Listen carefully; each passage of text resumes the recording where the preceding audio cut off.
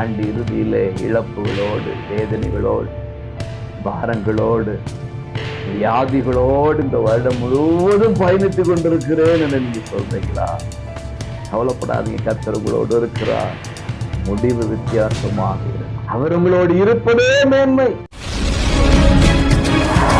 ஆவிக்குரிய அன்பு உறவுகளே, இயேசுவின் நாமத்திலே மனதார வாழ்த்துகிறேன். வருடத்தின் இறுதி நாட்களை நெருங்கிக் கொண்டிருக்கிறோம். இந்த நாட்களும் தேவன் உங்களோடு இருந்து ஆசீர்வதிப்பாராக. பிரசங்கி 7:8 ஒரு காரியத்தின் துவக்கத்தை பார்க்கிலும் அதன் முடிவு நல்லது. ஒரு வீட்டை கட்டும் பொழுது முதலாவது அஸ்திவாரத்தை தோண்டி, அது தோண்டும் பொழுது உள்ள இருக்கிற மண்ணெல்லாம் வெளியே கொண்டு வந்து அந்த இடமே பார்ப்பதுக்கு ஒரு மாதிரி இருக்கும்.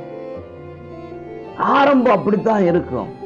ஆனா எல்லாம் முடிந்து சிறப்பு விழா அன்னைக்கு தான் தெரியும் எவ்வளவு அழகாக இருக்கிறது. இந்த வருடத்தின் துவக்கம் சாதாரணமா துவங்கி இருக்கலாம்.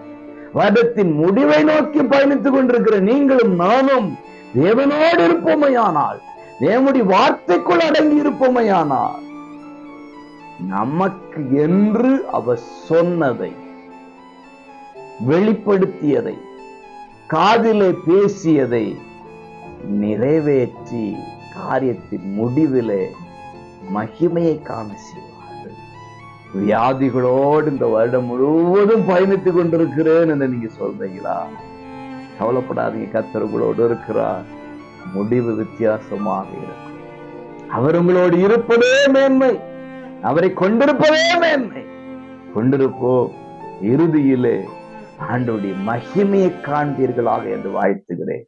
God bless you.